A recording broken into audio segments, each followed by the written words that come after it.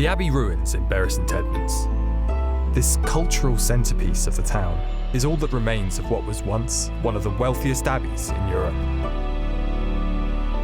Over the 500 years of its existence, this grand structure would witness royal pilgrimages and play a key role in major historical events, like the signing of the Magna Carta. But where did it come from? Exactly 1,000 years ago, this site was refounded as an Abbey to St Edmund by King Canute, the first Dane to be crowned King of England. Perhaps a surprising turn of history, as it was his own people who had killed St Edmund over 150 years before. To fully understand how and why the Abbey was founded, and why it later became so influential and wealthy, we must understand what Edmund meant to the people of England. And to do that, we must journey back those 150 years to before England even existed. This is a story that tells of how a local legend helped to create England, and of the fierce struggle over who should rule it. A story that sheds light on why Edmund became England's first patron saint. A story that begins in 865 AD.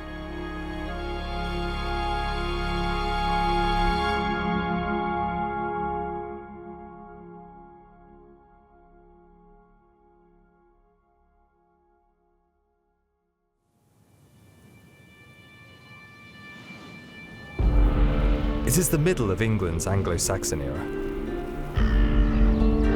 The Germanic Angles and Saxons, having taken over from the departing Roman occupation, have established new kingdoms on the British Isles.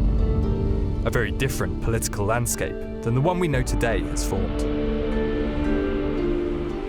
But over the past 60 years, a new threat has been emerging from Scandinavia.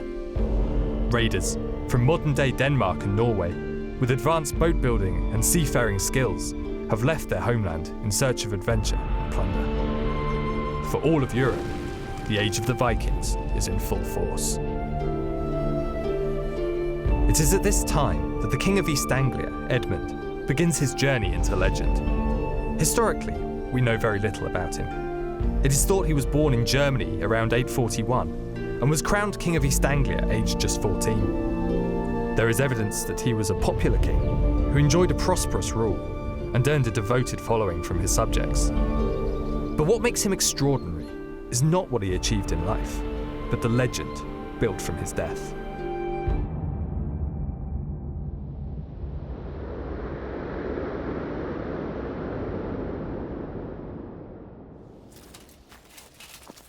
The story begins as the Saxon king, Aellar of Northumbria, captures and executes the Viking hero Ragnar Lodbrok, throwing him into a pit of snakes. The result is devastating for Anglo-Saxon England. The sons of Ragnar gather what becomes known as the Great Heathen Army and set sail to England. No longer just raiders, but conquerors. The army lands near Kent and pillages the local area before heading north into Edmund's kingdom of East Anglia, demanding tributes of food and horses. As the Viking army arrives, Edmund faces a choice. Try and oppose the overwhelming force of the invaders, or find a diplomatic solution. Edmund actually gives help, or at least some sort of reluctant, grudging assistance to the Great Heathen Army, because this was the established practice by the 860s, that when the Vikings attack, you attempt to pay them off. I don't think that we should interpret this as in any way Edmund trying to form an alliance with the Danes or Edmund sympathising with the Danes. He's really just trying to get rid of them. What's interesting is that he is giving horses that allows them to take their warfare to a different level. Freshly supplied, the Danes now leave for Northumbria. 2 years later, the kingdom is in ruins, with many of its people slaughtered, and its king, Aellar, tortured to death. The invaders now control the land. However, despite achieving their vengeance, the heathen army shows no sign of leaving. Led by Ragnar's sons, Ubba and Ivar the Boneless, they head south, capturing Nottingham and invading Mercia. A year later, the Mercians too surrender, giving over large areas of land and wealth.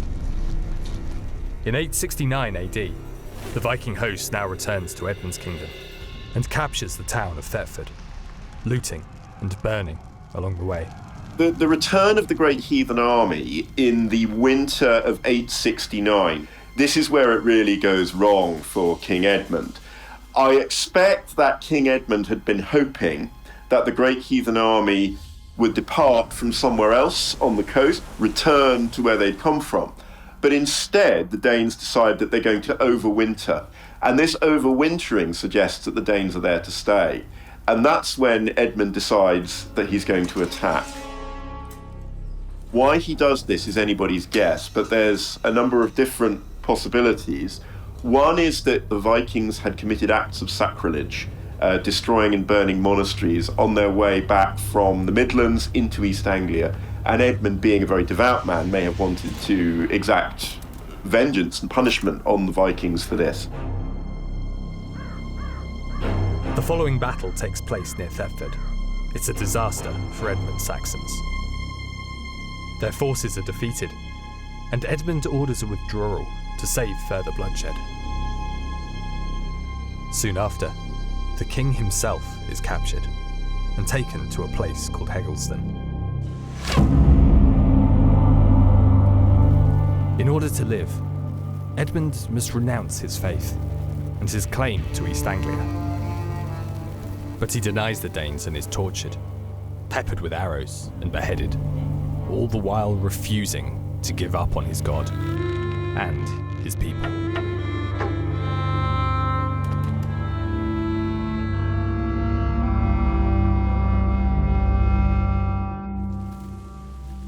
Edmund's body is left by the Vikings, his head thrown into the bushes.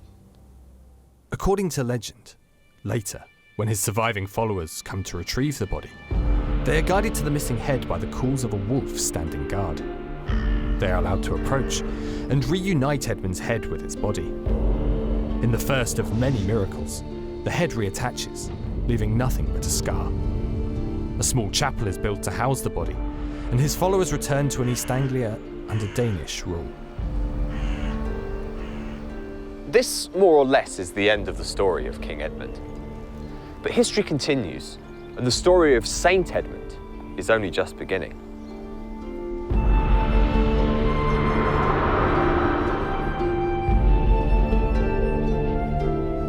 Over the following months, the Vikings establish a base in Thetford. Some bring over family from Scandinavia and begin to settle in the region. Others leave to pursue personal goals elsewhere. Those who remain are reinforced with fresh raiders looking for a share of the plunder. They now turn their attention to the last Saxon kingdom in England. In 870 AD, this new summer army sweeps across the east of Wessex. But after a year of fierce fighting, the Danes are fought to a standstill by Alfred of Wessex at the Battle of Ashdown. Having taken heavy casualties, the surviving Danes return to East Anglia and agree a truce. Many leave to pursue easier targets. Those who remain choose one of their leaders, Guthrum, as the new king of East Anglia.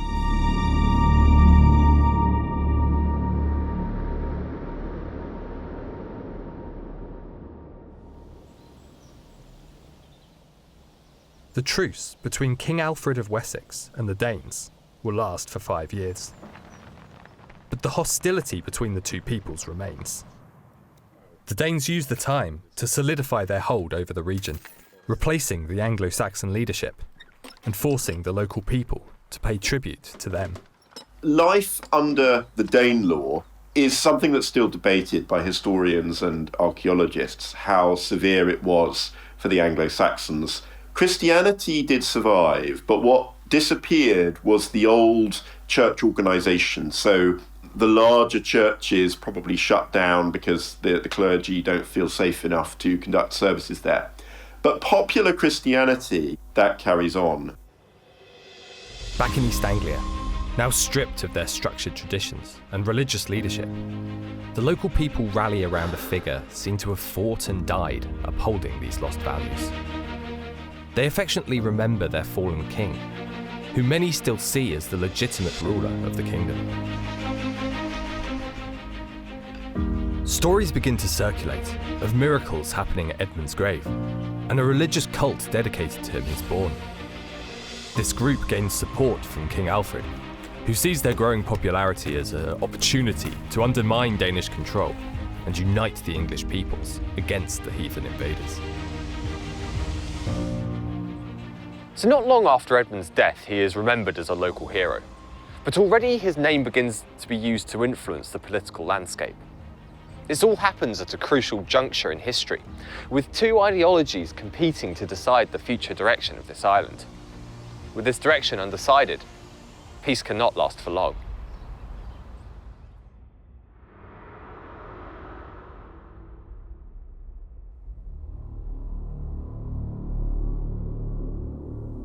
In 878 AD, the truce with Wessex is broken. Guthrum leads his forces in a surprise attack on Alfred's manor of Chippenham in Wiltshire. This almost ends the war in one stroke, but Alfred narrowly escapes. After 6 months in hiding, fighting a guerrilla war, Alfred gathers enough strength to meet the Danes in battle at Edington, and finally achieves a decisive victory over the Vikings. With this victory, the conquest of the great heathen army is finally stopped, as Alfred and Guthrum agree the Treaty of Wedmore, forcing the Danes out of Wessex. The territories of Mercia are to be split between Alfred and the Danish leaders, divided however they see fit. However, Guthrum must become a Christian, with Alfred as his godfather.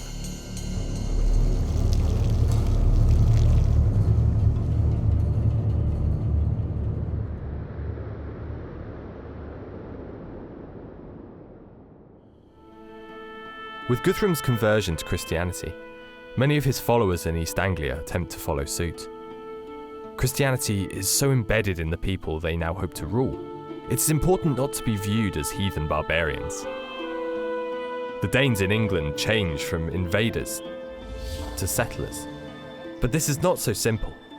Despite their conversion, the Danes don't understand or connect with Christian saints, stories, and traditions. Peaceful relations are difficult to establish. Attempting to integrate, the Danes make small cultural changes, notably to currency. The Danes' coins, previously given value by their weight, are now valued by reference to the power and authority of the leader minted on the coin. Guthrum mints coins in his own likeness, perhaps to help legitimize his rule. But despite such efforts, for the time being, tensions remain.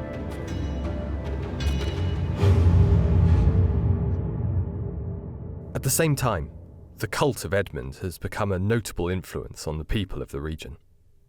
The stories of his death and of miracles at his tomb have spread throughout East Anglia, and it's around this time that local bishops first recognise Saint Edmund. The first evidence that we have that Edmund is being venerated as a saint comes from about 30 years after his death. And that's when we have a series of coins that are minted, and the inscription that they have on them is slightly different. Sancte Edmunde Rex, which we would translate as, O St Edmund the King. The really weird thing about the St Edmund memorial coinage, as it's known, it's minted not by the Anglo-Saxons, but by the Danes themselves. As the figure of St Edmund becomes ever more popular in East Anglia, the Danes have united behind his legacy, and in doing so begin to legitimise their rule. They start minting coins in the name of St Edmund, perhaps hoping that showing respect for the East Anglian hero would in turn hinder attempts to use Edmund's story to raise rebellion. But it's not just a political move. Unlike other Christian stories and traditions, the Danes truly identify with Edmund.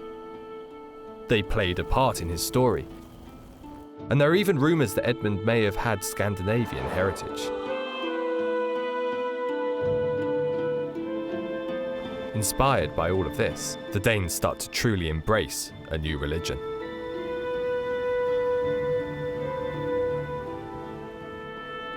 Joint veneration of Edmund greatly helps the Danes integrate with the Anglo-Saxon population, and the locals begin to accept Danish rule. They in turn adopt some Danish traditions and laws, resulting in a merging of the two cultures throughout Danelaw, England. St Edmund becomes a symbol of this new Anglo-Danish culture, and his coinage becomes so widely used in the Danelaw that it replaces those minted in the name of local Danish leaders. And as the coinage circulates, St Edmund's fame spreads further throughout the country.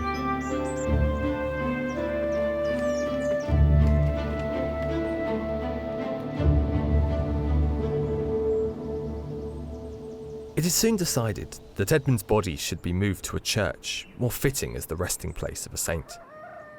Not far from Edmund's grave was a royal villa called Beodericsworth. Though relatively small, the nearby settlement was an accessible trading site and housed an existing monastery. The local Danes and Saxons worked together, enlarging this monastery, and Edmund's remains are placed inside. Local volunteers joined the resident clergy in defending and maintaining the new shrine. They do not know it, but acquiring this body will forever change the destiny of this small settlement.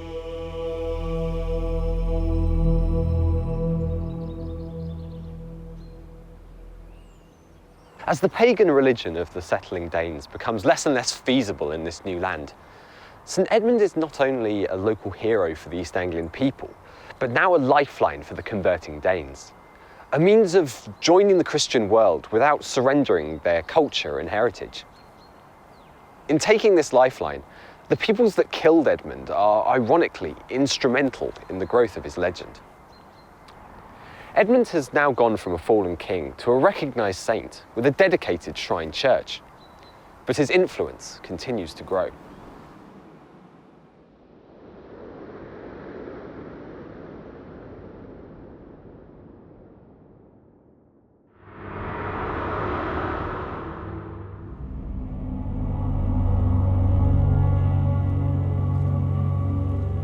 Guthrum rules East Anglia until his death in 890. But the peace he made with Wessex continues for a further 9 years, until King Alfred also dies.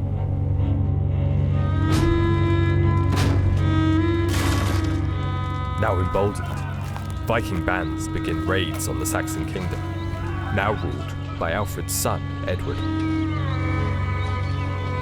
However, Edward lives up to the legacy of his father, having inherited an organised and well-defended kingdom.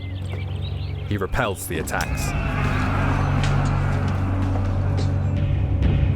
before making it his mission to reclaim the Danelaw territory.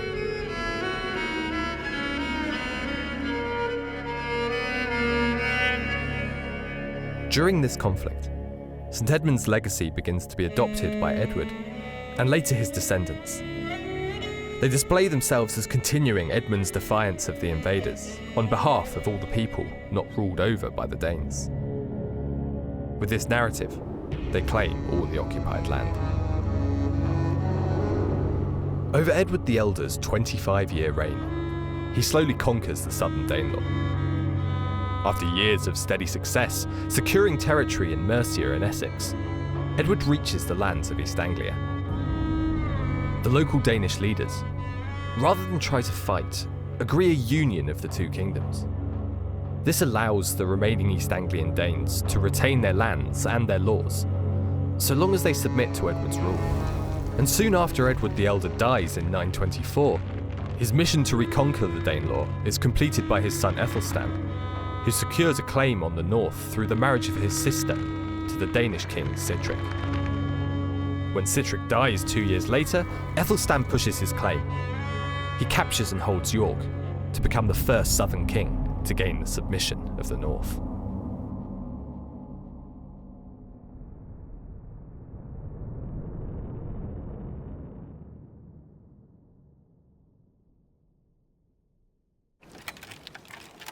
As king of all of the English kingdoms, Aethelstan has realised his grandfather Alfred's dream. He brings in great wealth through trade with the continent and tributes from neighbouring countries that submit to him. Aethelstan then uses this wealth to develop and reform the nation. Most significantly for St Edmund's shrine and Beodericsworth, he restores and expands the role of a church decimated by decades of Danish invasion. So what we have in this period after the unification of England is a system where the power of the church is greatly extended. We have the re-establishment of minster churches that act as these focuses of the local community, and that's not just for worship, but also for trade and for the collection of taxes. We don't know a great deal about how exactly this affected Bury, but it seems likely that the shrine church of St Edmund would have been some sort of administrative centre for the local area. Certainly we know from benefactions by local nobility that it was somewhere that acquired a lot of local loyalty, that people began to see Edmund as very much their saint. In Aethelstan's reign, the shrine of St Edmund becomes staffed by a recognised college of priests. Like many clergies throughout England, they are tasked with local administration, feeding the poor, treating the sick, and ensuring the local people have the tools and resources they need. These new priests prove particularly effective, which strengthens bonds with the community and brings prosperity to the area. Many see this prosperity as a sign of favour from God, which encourages more pilgrimages and donations to the shrine. Once again, Edmund's influence grows by finding key purpose in the events of the time. Though his legend was born in a time of conflict, the priests at Beodericsworth adapt well to a time of relative stability. The Shrine Church was founded at a time when churches were much needed institutions, and by fulfilling their role effectively, they ensure Edmund's legacy continues to grow.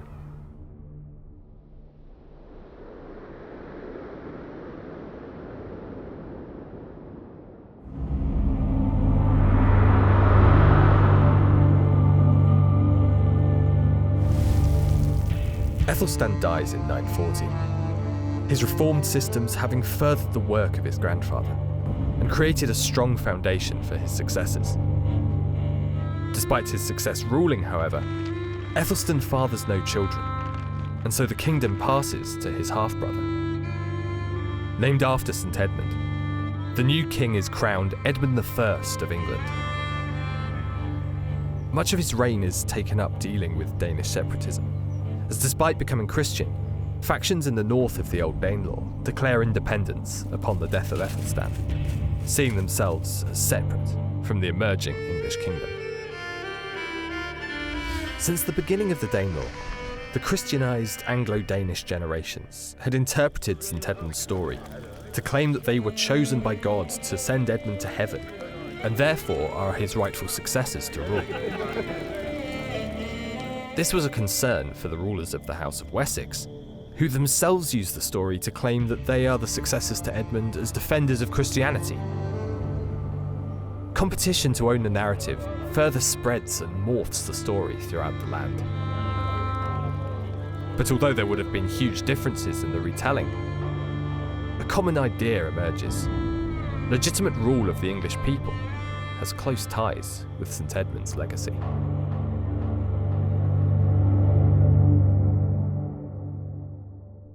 Though Wessex now dominate politically, echoes of the competition now continues to help fuel desire for self-rule by many of the Scandinavians in England, posing a significant challenge to the new King Edmund. But when not occupied in the north, Edmund and his new queen Aethelflaed, herself from the east of England, develop a large interest in the saint after whom he was named. They become the first in a line of royal pilgrims to Beodericsworth in 945, and both are impressed with the way St Edmund's priests run and care for the community. They make a generous donation. He granted a territory around the shrine church that was the absolute privilege of St Edmund, and that's an area known as the Banluca. It's enclosed by 4 crosses, some of which still survive today, and it meant that the shrine church had total control of that area, to the point that no bishop had any jurisdiction over that shrine church. So that's something which actually lasted until 1934, the idea that the Banluca was a special area and that the town of Bury St Edmunds was within that sphere. Edmund's priests now control the income of Beodericsworth, and Edmund I also gifts the church its first landed property, the manor of Farnham Parva, now Farnham St Martin. With the small size of Beodericsworth, this is not yet considered an overly large royal donation, but for a new church, this is a significant boost to its growth. Establishing the Banluca is a pivotal point in the history of Bury St Edmunds. Control over the wealth of the town grows ever more valuable as it expands over time. But the donation gives much more than just an increased source of income. The Banluca gives an extraordinary amount of power over the local people and an autonomy from other power structures in the kingdom, which will make this donation a point of much controversy for centuries to come. But even at the time, a royal donation by a king named after St Edmund starts to show how his legend was becoming nationally important, and it still had a role to play.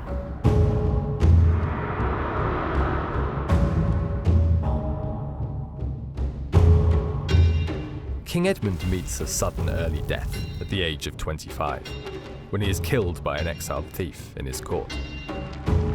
As his children are too young to rule, he is succeeded by his younger brother Edred in 946.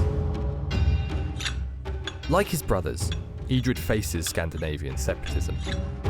Twice during his reign, the Norseman Eric Bloodaxe declares himself king of Northumbria. However, like his predecessors, Edred, through military force and political manoeuvring, is able to reassert his house's authority. But after decades of failed rebellions, Edred's efforts prove to be more permanent, and Eric marks the end of attempts at separatism. The new Anglo-Danish generations slowly embrace the English identity, eventually creating a unified kingdom and a new culture, a hybrid of its various peoples. An outcome made possible through St Edmund's story. The story of St Edmund plays an absolutely key role in the unification of a kind of Anglo-Danish England, with a ruling dynasty that can claim, if you like, pure-blooded English ancestry, ruling over a population with institutions and laws that are still very much a legacy of that Danish period. So the role that Edmund plays is as a figure who appeals to both sides. So Edmund clearly appeals to the English, to the Anglo-Saxons, because he is a martyred counterpart to Alfred the Great. So whereas Alfred had managed to defeat the Danes in battle, so Edmund manages to defeat the Danes on a more spiritual level by bringing them into the fold of Christianity. But for the Danes, there is also a reason to venerate Edmund. In Viking culture, if you kill an enemy and is somebody noble and somebody who is a worthy adversary, the glory of that enemy is transferred to you. And so from the Danish point of view, although it might seem strange to us, they have a connection to Edmund through the fact that they killed him. And so there is a reason for both sides to venerate Edmund, and he becomes this glue that holds the kingdom together. As an established symbol for both sides, St Edmund helps the settled Danes see that being English is not a submission, but a development of their own identity. So by the end of Edred's rule, the House of Wessex have succeeded in using Edmund's story, amongst other means, to integrate and bond the majority of their subjects, and they cement themselves as the undisputed kings of England.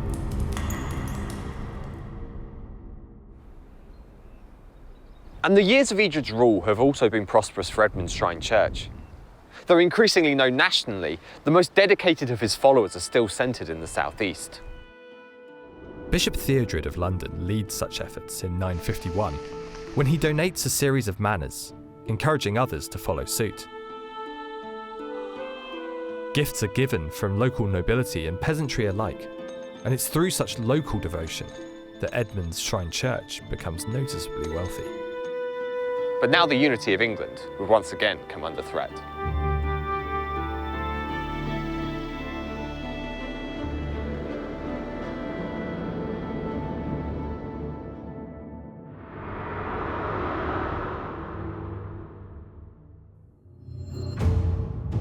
Upon Edred's death in 955, he is succeeded by his brother Edmund's 15-year-old son, Edwig, who proves anything but a capable ruler.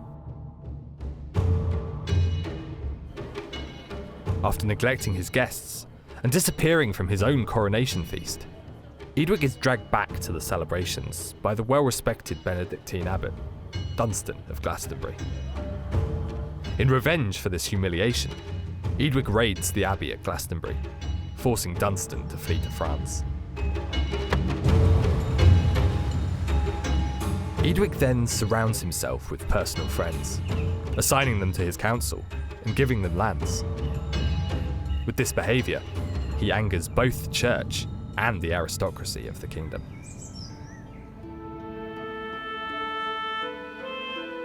To avoid rebellion, Edwig gifts vast areas of crown land. St Edmund's monastery is by now deemed influential enough to justify such a donation, and the manors of Beccles and Elmswell are given by the king in the hope of appeasing the people of East Anglia. But despite these efforts, a year later much of the kingdom abandons Edwig, encouraged by supporters of Dunstan. Many ealdormen declare Edwig's younger brother Edgar king, aged just 14. The kingdom is divided for 2 years until Edwig suddenly dies in unknown circumstances, reuniting England under Edgar. Perhaps because the Kingdom of England is now established and the Danish population brought on side, the political interest in St Edmund begins to fade. Although many still visit his shrine, the national influence of his cult declines over the years of Edgar's rule. But Edgar's reign will oversee a movement that will transform the way the English church operates, and years later, change the future direction of Edmund's shrine: the Benedictine reform.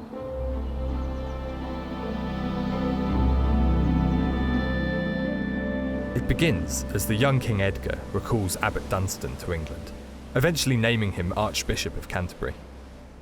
Dunstan has spent much of his exile in France studying the rule of St Benedict, a church doctrine sweeping across Europe.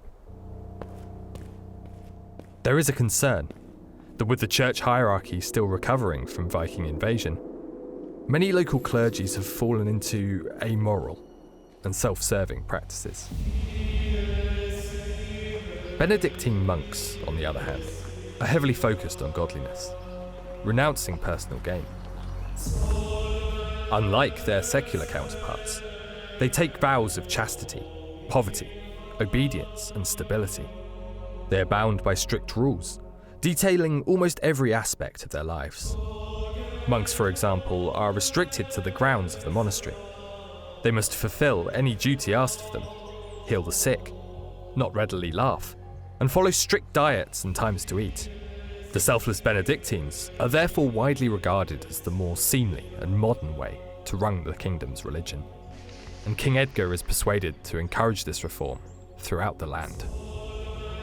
Dunstan and other figures such as St Ethelwald, they start to put in place a system whereby large churches acquire a complement of monks and become monastic. Sometimes older monastic houses that have been run in a rather haphazard way are taken over by Benedictine monks. This is not something that happens as a kind of royal policy, all religious houses will be Benedictine. It's much more piecemeal than that. It's a kind of cultural wave that's sweeping through the church, but it reaches different places at different times. Possibly in part due to the autonomy granted through the Ban Luca, the clergy of St Edmund are for now among those that resist the reform and remain secular.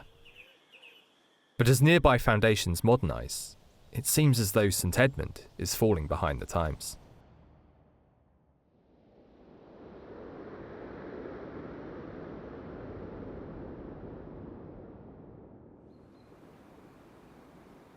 The rule of King Edgar is known for its stability, perhaps partly because of what happened after. When he dies in 975, Edgar leaves 2 young sons, Edward and Ethelred, by 2 different mothers, and there is much controversy over who should succeed their father. Following the support of Archbishop Dunstan, the 13-year-old Edward is chosen as the new king. But the situation is far from stable. With a weak crown, disputes over land break out between nobles and clergy. And for 3 years, unrest threatens throughout England.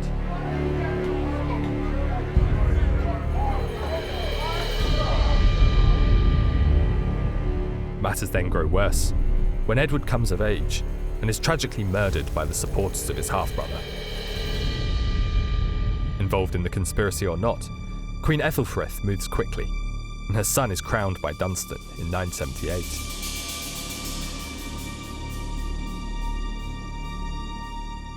At the coronation, Dunstan speaks out against the violence of the succession and foretells severe consequences for England.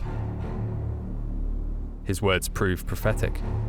As though many rejoice for the handsome young king, the kingdom is still greatly divided, and soon receives worse tidings that will lead to resurgence in the story of St Edmund.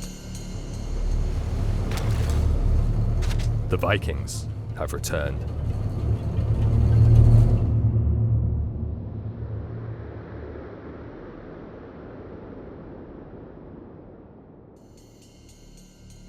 While the people of England are still divided under yet another child ruler, King Harold Bluetooth of Norway and Denmark has converted to Christianity and imposes this new religion on his land by force. Now in 980, pagan Vikings flee the country, seeking their fortunes elsewhere. The weakening, yet still wealthy Kingdom of England is a tempting target. The raiders strike quickly, taking London by surprise and escaping with much wealth. Their success emboldens numerous small-scale attacks, and the young Ethelred is unable to provide any leadership or plan against them. For the next 5 years, no coastal settlement in England is safe.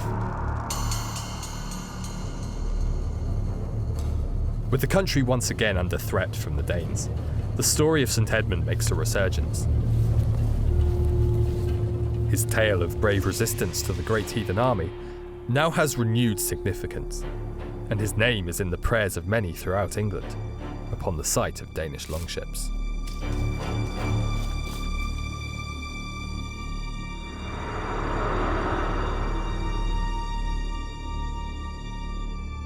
Amidst this growing attention in 985, a monk, Abbot of Fleury, is commissioned by Ethelwyn, the Ealdorman of East Anglia, to write the hagiography, The Passion of St Edmund.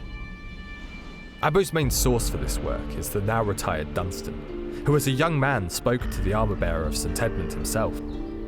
This first written account of the saint's story introduces many of the more mythic elements to his tale, and grants the title of martyr to St Edmund. There are a number of different theories about what the purpose of this hagiography is. One possible purpose is that it is an exercise in nation building, in that there is a very strong focus on the identity of the East Anglian people, and it could be that this is part of an attempt to unite the country to make the East Anglians feel English. There is certainly a morale-boosting element to this story as well, because the way that Abbot tells the story of the Danish invasions is not what happened in 865 to 869. It's actually much more like those renewed Viking attacks of the 980s. There's certainly a possibility that this is written in response to a renewed Viking threat. A year later, Harold Bluetooth, the King of Denmark and Norway, faces a rebellion from his son Sweyn Forkbeard and is defeated. The new King Sweyn of Denmark sees the success of his countrymen in England and organises a large-scale raid with Olaf Tryggvason of Norway. The raid, led by Olaf, lands in 991 and ravages Ipswich before moving inland. The strength of East Anglia is marshalled and meets the Vikings at the Battle of Maldon. In this fierce, historic battle, the English are defeated, and much of the leadership of the region is killed.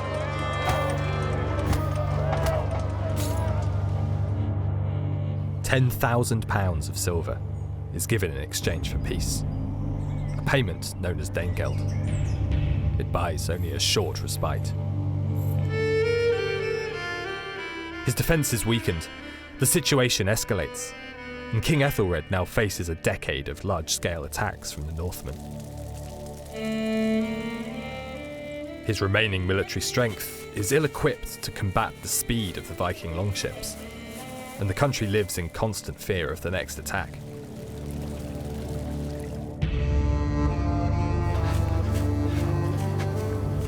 Convinced that the Danes are sent as a punishment for England's sins, Ethelred's solution is to commission more churches and develop law codes promoting good order. It does little to combat the attacks or inspire his suffering people. This violent era proves fertile ground for an emerging, more martial interpretation of St Edmund's story. There is some evidence that the story of St Edmund is at this time marshalled as an inspiring story for the English people, and the evidence for that is that it's translated or paraphrased into Old English. So we have a Life of St Edmund or a Passion of St Edmund by Elfrich, who is a monk who takes Abbot of Fleury's Passion of St Edmund, which is written in Latin, and translates it into Old English poetry. And this is something which could readily have been recited in preparation for battle. It's something which would have been accessible to ordinary people. So as the threat builds from small-scale raids to coordinated attacks, England lacks effective leadership. Finding new national purpose, the story of St Edmund is made more and more accessible, and stories of his powers in life and death grow ever more fantastical. It's a story told now not just to bond the people of England, but to marshal them against the coming invasion. This new attention brings a resurgence in donations, furthering the income of St Edmund's monastery. These include the estates of Cockfield and Chelsworth, from the will of Ethelfled, widow of Edmund I, and lifelong supporter of the monastery.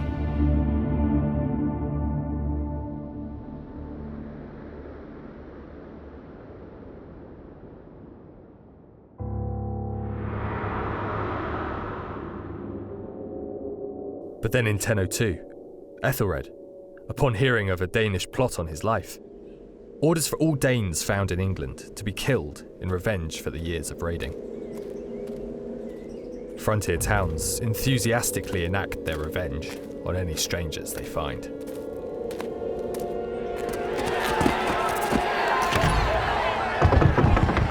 The St Brice's Day Massacre, as this becomes known, only makes things worse for the English.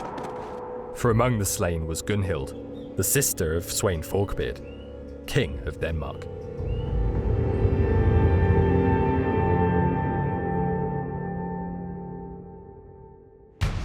A furious Sweyn vows revenge, and in 1003 he invades southwest England, destroying the town of Exeter and pushing inland, burning all they find. After a year of destruction, Sweyn, unsatisfied, reboards his ships and turns his attention to East Anglia, sacking first Norwich and then the region capital of Thetford. Just as Sweyn seems unstoppable, an Anglo-Danish man named Ulfkettel rises to prominence in the region. With the destruction of the local nobility at Malden, Ulfkettel provides much-needed leadership. Despite his Danish heritage, Ulfkettel leads the East Anglian English in a defence against Sweyn. Although unable to win a decisive victory, he inflicts heavy casualties on the invaders, who have not come across such fierce resistance for a generation.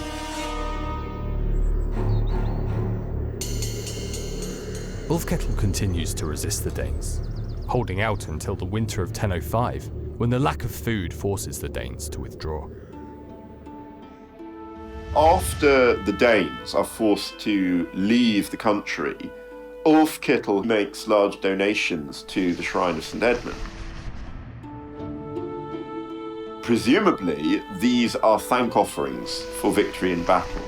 It was standard at this time for leaders who had been victorious to show their thanks to God by giving donations to churches or indeed founding churches. And I think it's very telling that this donation is to St Edmund's Shrine, because that suggests that there is an association between St Edmund's patronage and the English victory over the Danes, or at least the victory over the Danes for the time being. This small victory brings England 4 years of relative peace. During this time, Ulfkettel is married to the king's daughter and appointed to the royal council, as Ethelred sets about strengthening England's defensive capabilities. He also lawfully discourages sinful behaviour and nationally promotes church donations to again try and placate God. These new laws seem to further benefit St Edmund's foundation, as they receive yet more landed estates. But despite Ethelred's best efforts, the Danes eventually return. Being inland, Beodericsworth has so far escaped the worst of the raiding. But now the Danes grow bolder and start to push further into the country. With each new raid, the threat to the town grows. According to legend, in 1010 St Edmund appears in a vision to a priest named Ethelwyn, warning that the next attack will fall on Beodericsworth. As a symbol of hope for many, it is vital that Edmund's remains do not fall into enemy hands.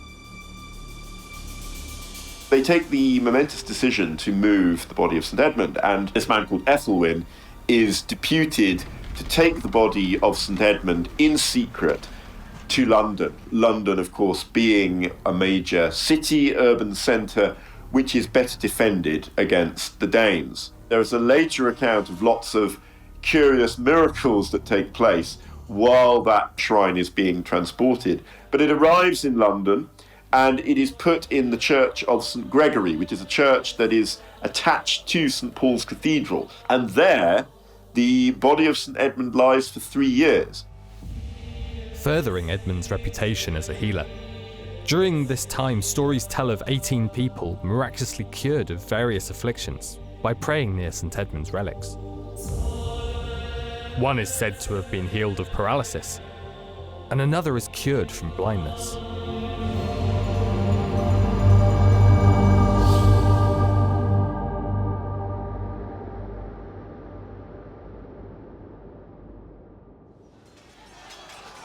But back in East Anglia, the situation looks bleak.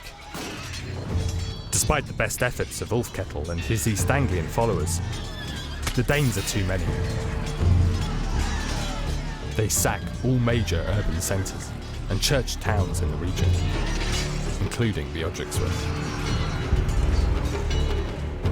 The Vikings push on, unopposed into the rest of England, and only stop when Ethelred pays £48,000 of silver to Sweyn to call back his warriors. But with England on its knees, Sweyn returns the following year, personally. This time he lands in Northumbria, at the head of an army. The Northumbrians, having lost faith in Ethelred's leadership, immediately swear allegiance to Sweyn. With this bolster to his forces, Sweyn marches south, receiving submissions as he goes. With all his lands fallen, Ethelred flees the country in 1013.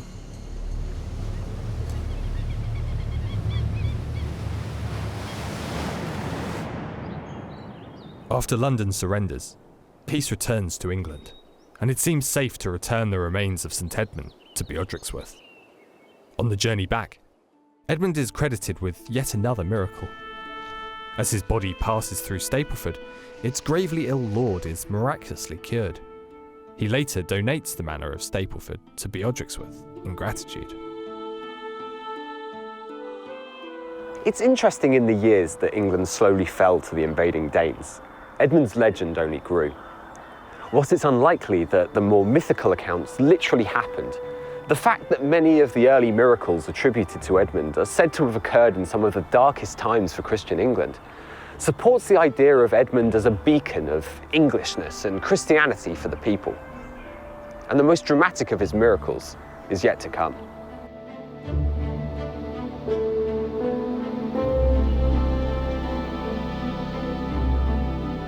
Sweyn is declared king on Christmas Day and starts to assert dominance over England.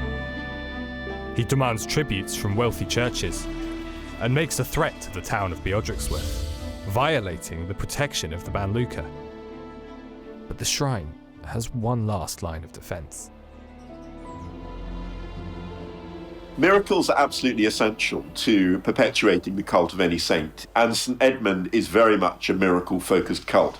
After all, there isn't much known about what Edmund did during his life. He's not a saint that you can focus on as a great example of godly living. You therefore have to focus on what miracles he can perform after his death. In spite of not being a very successful military leader in life, he becomes a great martial, warlike saint. And that's seen most clearly in the events that take place in 1016, when Sweyn is in the height of his power.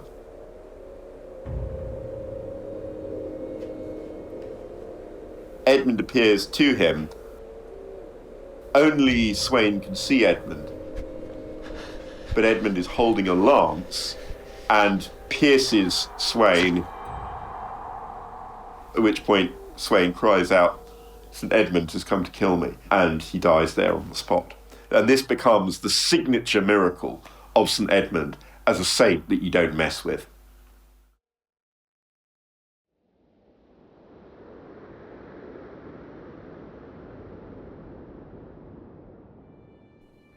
With Sweyn's surprising death, his supporters declare his younger son Canute king.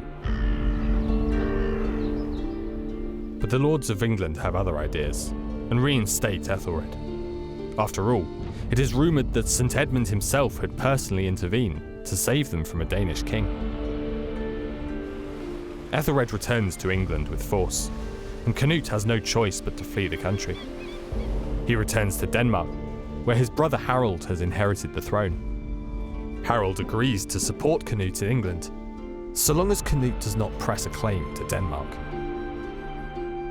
Meanwhile, Ethelred sets about reasserting his authority over England. His eldest living son, another royal called Edmund, goes north to resecure the loyalty of Northumbria. While there, his father falls ill in London, and shortly after in 1015, Canute returns with a Danish army.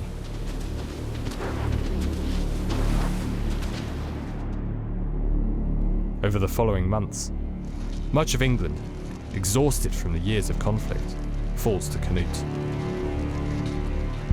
Before long, King Ethelred dies of his illness, and his son Edmund Ironside is proclaimed king in London.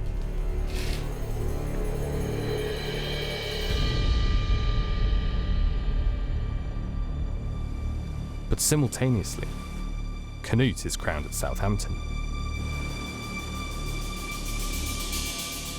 The country splits, with Canute holding most of the kingdom.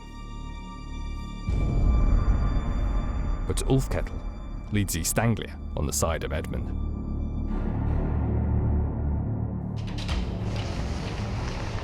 By the 9th of May, the Danes lay siege to London.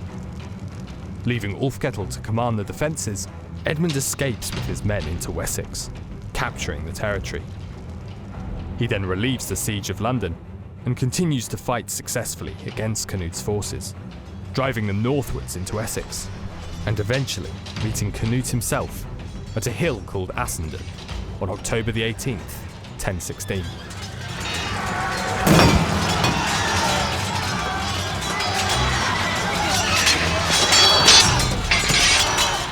In the pivotal battle that follows, Edmund is betrayed by one of his ealdormen, and a sizable part of his army marches off the field.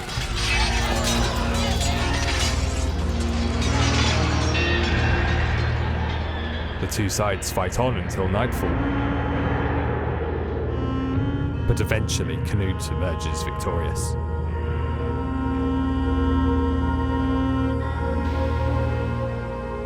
Among the slain are many of the nobility who supported Edmund, including Ulfkettel.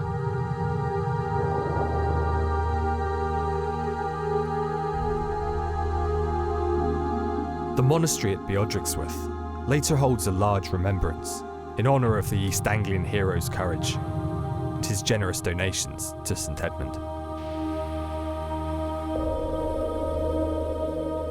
Edmund Ironside is able to withdraw from the battle, and shortly afterwards agrees a peace with Canute. The two agree for Edmund to be King of Wessex, and Canute the King of the rest of England. Crucially, however, they also agree to be each other's heirs. Whomever dies first, the other will inherit their lands. But within a month, Edmund dies, leaving Canute as the King of all England at the age of 23.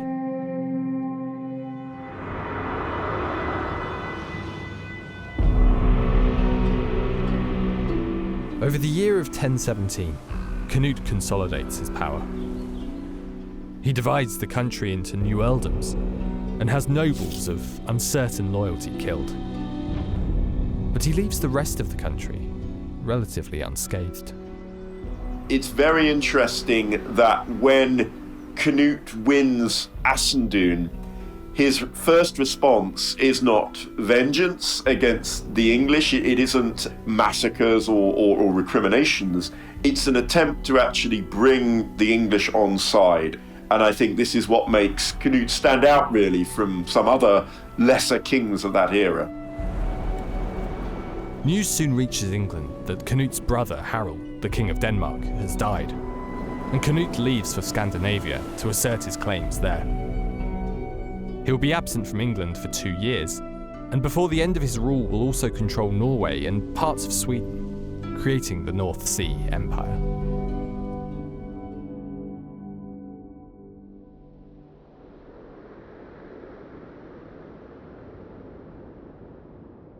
Upon his return to England, Canute becomes aware that generations of conflict and church propaganda have embedded a hatred of the Danes throughout England. Although he is still in control of the nobility, the English people are still a potential threat. Canute needs a symbol to bring the nation on side, and so in 1020, exactly 1,000 years ago, he makes a large donation to Edmund's monastery. Canute is involved in a refoundation of the shrine for 2 reasons.